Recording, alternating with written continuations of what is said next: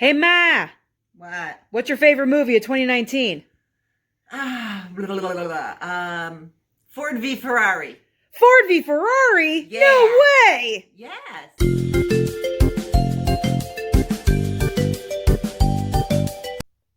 Hey everyone, this is the video that you have been waiting for. I am ranking all 61 movies that I saw in 2019.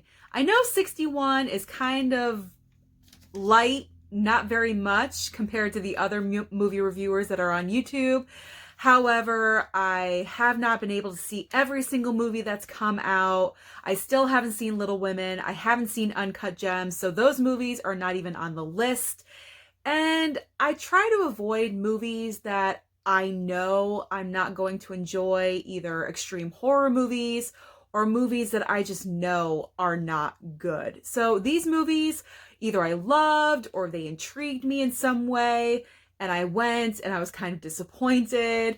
So here is my list of the 61 movies of the entire year. And then afterwards, I'm going to say a little wrap up of the entire year and talk a little bit about what I planned for 2020. Don't forget to hit that red subscribe. You don't want to miss it. Okay, so 61 is Cats. I mean, this was just obvious. It is the worst of the worst. I don't need to say anything else about it. Number 60 is The Kitchen. I had high hopes for this film, a female Goodfellas. It just did not work. First time director. Nope. 59 is Charlie's Angels. This is the reboot that no one asked for, no one wanted. Elizabeth Banks apparently had something to prove, and it just didn't work. 58 is Anna, a supermodel, actress, being a spy, sleeping with everyone. Too many twists and turns. Didn't like it. 57 is Gemini Man. Poor Will Smith. He had a great one with Aladdin, and then not so great with Gemini Man, unfortunately. 56 is Palms. Yes, I went with Diane Keaton to the retirement home or retirement village, whatever you want to call it, to be a cheerleader. I must have been bored that day. I had nothing else to do. So yes, I went and saw Palms. Very low on my list.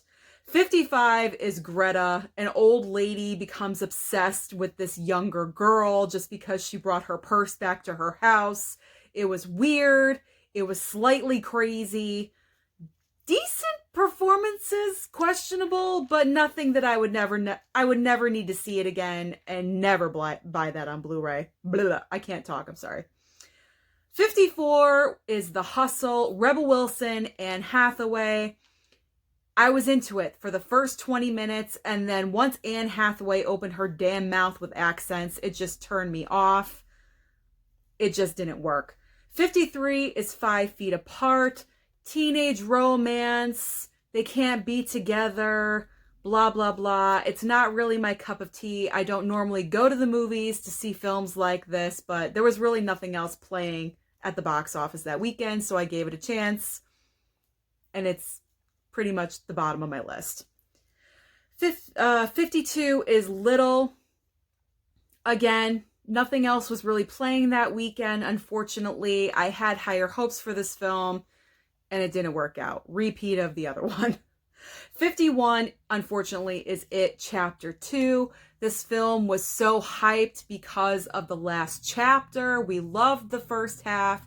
We just didn't see enough of the kids and the sequences. It was too long. It was way too long. They could have cut off about a half hour, and there wasn't enough Pennywise. The scenes with Pennywise were great. I was scared, especially that scene with the little girl. You know what I'm talking about.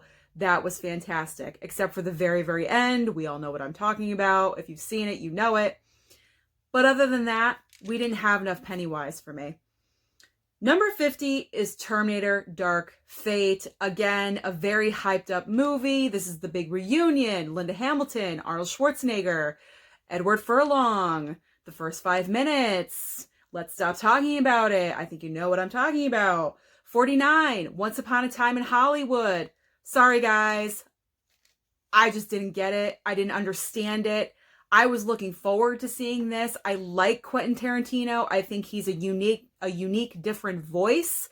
However, with this film, it was so advertised and I kept seeing the trailer and I was excited for it and I was disappointed with it because I thought it was a big letdown. I am going to give it another chance though. I did buy it because I want the entire Tarantino collection, but I was just a little let down. 48 is Men in Black International. Again, you had all the ingredients to make a great movie. And I guess it was the storyline. It was just weak. 47 is Maleficent, Mistress of Evil. Angelina Jolie, you left us halfway through the movie and we didn't even see you until the very end in the battle scene. I don't know. 46 is Godzilla, King of the Monsters. This was the big Memorial Day movie. Opening weekend, beginning of summer, we're all excited about it, and you focused on the humans. What are you doing? We want to see the monsters. 45, After the Wedding. Small film, Michelle Williams and Julianne Moore. I love both those actresses. I think they're brilliant. They gave great performances. Again, this story was very weak. It was advertised in the trailer as twisty and turny. Yeah, twisty and turny, revealed way too soon. And then the rest of the movie is kind of like, well, what's the point? 44 is A Beautiful Day in the Neighborhood because I thought it was going to be focused on Mr. Rogers, and it wasn't. 43, Good Boys. All the great scenes, all the funny stuff was revealed to you in the trailer. When I went to see the movie, already saw it. 42 is Dumbo. I was very let down by Dumbo because we didn't get enough of Dumbo, number one. And again, we focused on the human characters and the kids that can't act. 41, Isn't It Romantic? This one, Rebel Wilson in a romantic comedy. I could see what they were trying to do. However, by the very end, it was just so outlandish, and I know that's the point of these rom-coms that we have nowadays, but it was just ridiculous. Number 40, I have Murder Mystery. I didn't love it, but I didn't hate it. It was in the middle of my list. I did like the reunion of Adam Sandler and Jennifer Aniston. I do like their chemistry. Jennifer Aniston was really good in this film, but again, it's an Adam Sandler movie. However, I'm looking forward to seeing Uncut Gems because I want to see Adam Sandler do something different. I am looking forward to seeing that. 39, I put The Best of Enemies because it's obviously a true story. I did not know about this. I didn't know who Anne Atwater was, and now I do. And it has Sam Rockwell, and you know my heart goes to Sam Rockwell. I don't know why, it just does. 38 is Breakthrough. Why do I have it above The Best of Enemies? I don't know. It was okay. I mean, it was all right. It had good points, but by the very end, it turned me off because it seemed like people were very angry that this kid survived. And instead of supporting him and his family, they kind of turned on them a little bit. And that turned me off because this kid is obviously a miracle that he lived. And you're giving him shit for it. I don't know. It was just odd and weird.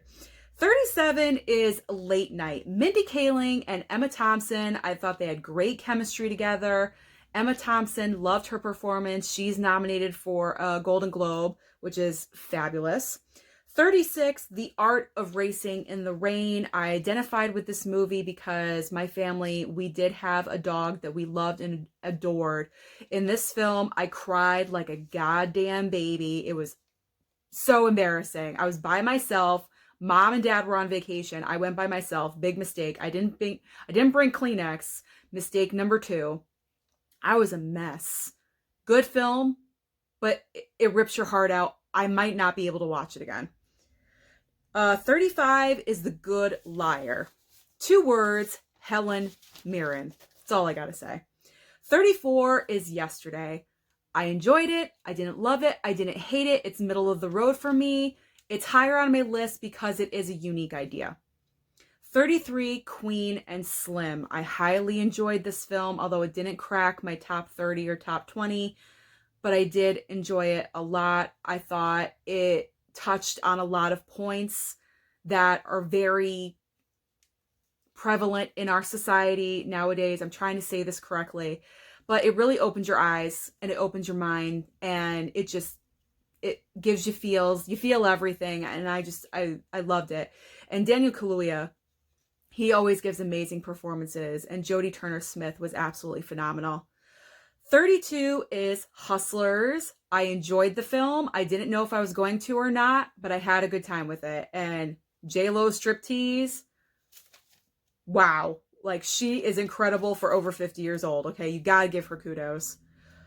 31 is Zombieland Double Tap. I was impressed with the way this film kept up with the original. Yeah, it's pretty much the same plot line, but who cares? It's Zombieland. We're not, we're not remaking the wheel here. We're not doing that. If the chemistry works, if everything works, don't fix it. Don't try to change it. Just keep it the way it is. And then with the addition of Madison, the dumb blonde, I highly enjoy that aspect.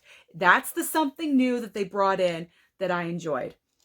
30 is Judy. Judy with Renee Zellweger. My prediction for who's going to win Best Actress this year. It's Renee. It's Judy Garland. It's her singing. It's everything. 29, Shock. Midsommar. I know. I'm not a gal that likes horror movies. However, like I said in my previous video when I ranked all these, Midsommar is like classy horror, okay? The horror that I hate is like torture porn, like torture videos, things like, I'm not into that at all. Like, why are you gonna maim somebody for no reason? It's just, I'm not into that. Psychological things I'm into. Midsommar, yeah, it's gory, but it's shot beautifully. And Florence Pugh gives a wonderful, phenomenal performance. I mean, I would nominate her for this movie over Little Women, even though I haven't seen it yet. But I feel like this performance in Midsommar surpasses Little Women by a long shot. 28, I put Aladdin. I think this was one of the better Disney remakes that we have gotten so far. 27, Ready or Not, unique idea, a bride running around in her wedding dress, big gigantic mansion, eccentric family members with antique weapons. That's all you need to know. Fabulous movie. 26, Stuber. This film made me laugh so hard. I was having a great time with it with my mom. We were laughing nonstop. The chemistry between Dave Bautista and Kumail Nanjiani is fabulous. 25 is Crawl. I didn't know what to expect going into this film. I didn't know if I was going to love it or if I was going to hate it. It's higher on the scale. It's not quite love it, but it's right there. It's underneath of it. I had a good time with it. When she was escaping everything, I was like, oh my God, is she going to make it? I don't know. 24 is Us, Jordan Peele's follow-up to Get Out. That's a very high standard, very difficult thing to do, to top yourself. Us didn't quite top Get Out. However, it was still the same creepiness level. The creep factor, and Lupita Nyong'o, I mean, her performance was stellar. 23, I have The Farewell, Aquafina, Zhao Zhuzhen. If you do not feel anything when you watch this film, you're a robot. I mean, those performances were great. You care about this family, about them not telling the grandma about her potential last days. It's just an amazing, amazing movie. 22, I have Captain Marvel. You might be surprised because it's Marvel and it's down on the list. It didn't even crack the top 20. However, Captain Marvel did not live up to other comic book movies. I realize that, but I think it's because it's the origin story. It's the first Captain Marvel film. So therefore, Brie Larson was getting her feet wet, so to speak. And it's going to take her maybe the next movie, because she did it again in Endgame. Hopefully with the sequel to Captain Marvel, she's going to be more present, more, not so stoic. She's just going to be more emotional, and you know what I'm saying, All right, 21, Rocket Man. I love a good biopic. Taron Egerton did an amazing job as Elton John. Not quite to the scale of last year's, Freddie Mercury with Rami Malek, but I loved his performance anyway. The film, the music, everything was fantastic. Top 20. Here we go. What do you think is in my top 20? Sorry, guys. I got to adjust myself. Whew. 60 something movies. That's a lot. All right. Before we get into the top 20, you see that red button down there? Hit it. Subscribe to the channel. You don't want to miss all this fun. We talk movies, movie reviews, Blu-ray trips, awards season, a whole bunch of great content. You're not going to want to miss it. All right, number 20 on my list is Brittany Runs a Marathon. Now, I did not even review this movie on my channel because, I will tell you why, I saw this film. It was so relatable to me with the girl being overweight and not being happy with herself. I identified with her, with this character so much. I cried my eyes out. On the way home, there was no way I was going to be able to film a review at all. My eyes were red and puffy. And so I said, you know what? I'm not even going to do a review, but I want to give it its credit and its due because it is a wonderful film. If you have insecurities about yourself, you are overweight, or you're drinking too much, or you're in a dead-end job, you're not making enough money, watch this movie. This woman changed her life. This is a true story. By running, she started running and started taking care of herself, and it inspired me to start watching what I was eating because I wasn't. I was going down a bad track towards like 300 pounds. And I've lost some weight. I'm not super focused on it, but if I do want to lose more, I always think of that film and it gets me back on track. So thank you, Brittany Runs a Marathon, for getting me in check. All right. Number 19, I'm putting Bombshell. It was a great movie. Fabulous performances by Charlize and Margot Robbie. Also Nicole Kidman and John Lithgow as well, but I thought the other two were just more impactful. And this brought information that I knew about it, but I didn't know the details about it. And I love when a movie can do that. True stories, and they enlighten you. Number 18, I know I'm going to get a lot of flack for this. I'm seeing the comments right now. I'm putting The Lion King, okay? I'm putting The Lion King in the top 20. My reasoning is because I want to say to all those people that The Lion King was a big letdown, what did you expect them to do with it?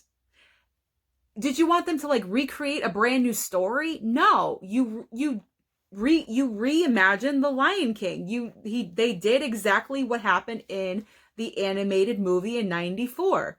Could the animated animals or CGI animals, could they have been more emotional looking? Absolutely. But as far as the storyline goes, why would you want them to change the story? I don't understand that. So yeah, Lion King's in my top 20. I enjoyed it. 17, I put The Irishman. It is kind of low because it's long. It's a very long movie. I did find myself watching the clock a little bit and being like, oh, there's a half hour left. It's not as fast-paced and engaging as, say, Goodfellas. However, positive notes, Joe Pesci. I mean, come on. Getting him out of acting retirement to do this film, the reunion of De Niro, Pesci, and Scorsese is quite an achievement. And it might never happen again. So that film has to be recognized. 16, I put Booksmart because this was a great script. You have fresh new faces. You have Olivia Wilde as a brand new director on the scene. And I loved it. I absolutely loved it because it's so relatable as a teenager nowadays. Not like I'm a teenager, but I mean, I can only imagine this is what they are right now. 15, I put Spider-Man Far From Home. I enjoyed it. There were some parts, the beginning lagged a little bit, but overall, it's a Marvel movie. I adore Tom Holland. Zendaya plays a great MJ. 14, I have Richard Jewell. All of those performances are absolutely phenomenal, and I commend Clint Eastwood for giving Richard Jewell his final say, because everyone associates him with the bombing. They think he was still the bomber. He wasn't. He was a hero. He saved lives. So I'm glad that his story is finally being told in the right way. Plus, it's got my man Sam Rockwell. So, hey, Sam. All right. 13 is Long Shot. This was the best romantic comedy of the year. You have Charlize Theron and Seth Rogen. Who knew their chemistry was going to be off the charts? It was funny. It was smart. It was romantic. You had chemistry with those two people. It was just great. 12, I have Shazam! Zachary Levi. Oh my God. Where have you been? This is the role for you. It's like it was made for him. I loved it. It wasn't higher on my list only because I think they tried to pack way too much into one movie. I felt like they should have focused on Billy, aka Zachary Levi. And in the second movie, we kind of could have moved on to the siblings and their powers and everything. But overall, I just really enjoyed it. One of the better DC films. 11, I have Hobbs and Shaw. Yes, one of my other men, Jason Statham, co-starring with Dwayne "The Rock" Johnson. Absolutely. Yes, I had fun with this film. It was a great time. And you know what? I just realized I forgot to put down Jumanji: The Next Level. Where do I put that? You know what? We'll make it 11 and a half. How about that? I can't believe I forgot Jumanji: The Next Level. Dense. All right, top 10. Here we go. Number 10, Toy Story 4. This film, everyone criticized. It's a cash grab. They shouldn't have made it. We had a trilogy. It was perfect. But in my opinion, this film was necessary because we needed the closeout of Woody's story. And the previous films were the closeout of Andy's story. This was Woody's closeout. So I really, truly loved it. Number 9 is Knives Out. I love a great ensemble cast. This is a murder mystery. You don't know who's lying. You don't know who to trust. And I thought it was actually kind of brilliant. I had a wonderful time. It's a perfect holiday movie for Thanksgiving, the perfect time for it to come out, and it was great. Number 8 is Marriage Story because of how realistic divorce is, how painful it is. The way that they showed it in this film is truly heartbreaking. Adam Driver's scene at the very end of the movie when they're arguing and he's yelling at Scarlett Johansson, that is so real. I felt every single bit of that. Number 7 is The Lighthouse. Robert Eggers, Willem Dafoe, Robert Pattinson. Black and white movie, absolutely crazy. 2 light keepers going insane. Number 6, John Wick Chapter 3, Parabellum. I love Keanu Reeves. This was the year of Keanu. I love the fact that at over 50, he's kicking ass and he's doing all of it, okay? Because you can tell by the widescreen shots that it's him doing all of those stunts, like 90 to 95% of them. How do you not respect that? Number 5, I have Blinded by the Light. This film is completely relatable to anyone that lives in a place where they don't want to be. It's not really the best, but I accept where I am. And it's just a good time. You have Bruce Springsteen's music and, you know, the lyrics popping up on the screen. It's just fun. Number 4, I have Ford v Ferrari. Christian Bale, Matt Damon. Their friendship chemistry, absolutely loved it. There's cars, it's racing. I'm not into racing, but because I went with my father and he loves cars and is so into racing, this was just a great mesh of both of our interests. And I can't wait for it to come out on Blu-ray so I can buy it. And he's going to watch it again and again and again. Number 3, I have Jojo Rabbit. Taika Waititi had a very stiff challenge ahead of him because you're taking such a catastrophic event in history with a little bit of a comedic element because of the Adolf Hitler character that he plays. and he pulled it off. You're riding that fine line. You don't want to make fun of it. And what he did was absolutely brilliant and perfect. And Scarlett Johansson, again, I love her performance in this film. I believe she should be getting recognized for this film over Marriage Story. Number 2 and number 1. What do you think they are? I think you know what they are. I was going back and forth, back and forth, back and forth because they're both comic book films. One is DC, one is Marvel. I am a Marvel girl.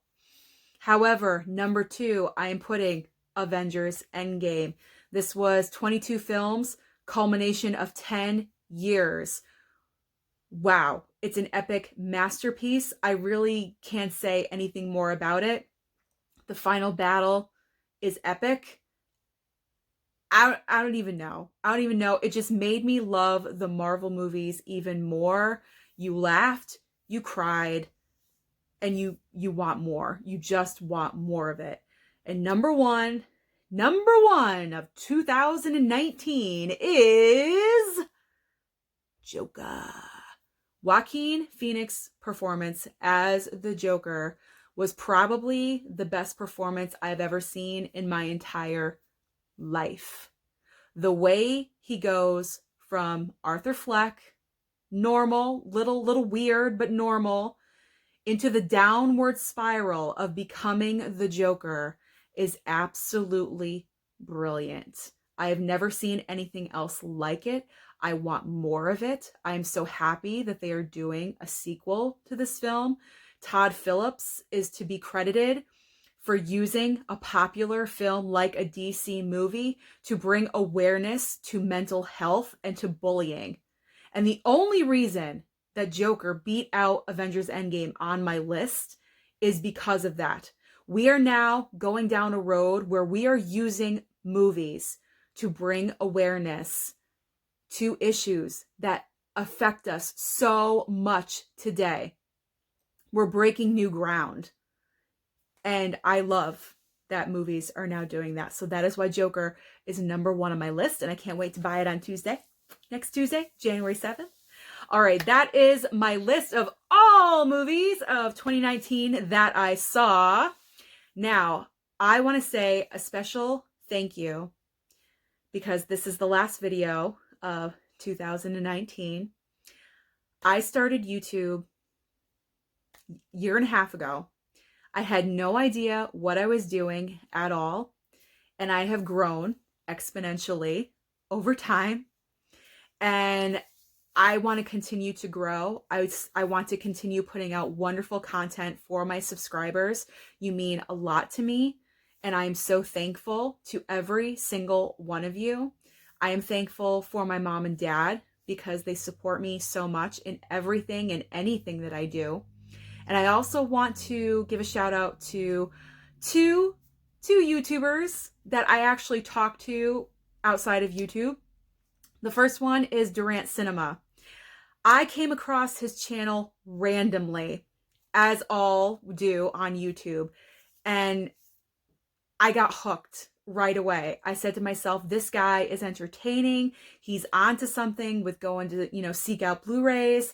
And I binge watched pretty much his entire channel over a week time period. And he is the reason I started doing Blu-ray hunting and Blu-ray trips. And that's how Target Tuesday became, how I created Target Tuesday. So I thank Durant Cinema for inspiring me and also for having me on his channel and mentioning me, because that also boosted myself with my subscribers. So I thank you so much. And then my other thank you is to Zach Pope. He has become a very nice friend to me on Twitter, and I ask him questions, I ask him advice, and he's great. He's just so great and supportive. So if you guys want to support them, Zach Pope and Durant Cinema, I will link their channels down below in the description box. And I just want to grow as my channel heads into 2020. I would so appreciate you guys to hit that red subscribe down below. And now I want to announce a couple of new things that I'm going to be doing on the channel. Number 1 is I think I'm going to be doing a segment once a week about the weekly box office. So let me know, give me some feedback, what you think of this idea. I'm probably going to do it on Sundays, on Sunday nights when the numbers start rolling in. And it's not going to be a very thorough, like, you know how beyond the trailer, Grace Randolph gets like really, really super into it. I'm not going to be breaking it down like that. However, I'll give my predictions of what new movies I think are going to be where, how much money they'll make, my reaction to the box office. So I'm going to be doing a weekly box office segment. And then I'm going to attempt to rank all the movies that I see in the month. I think that would be a nice addition to the channel. So let me know down below, do you like these ideas? Do you have any other ideas for me that you think you would want to see on the channel? Please let me know. Like I said, this is not just my channel. This is our channel. We are growing together. And the goal for 2020 is what? 1,000 subscribers. We're going to do it, guys. We are going to get to 1,000 subscribers. I know it in my heart. I love you. I appreciate you. Have a wonderful New Year's Eve. And what? I'll see you at the movies.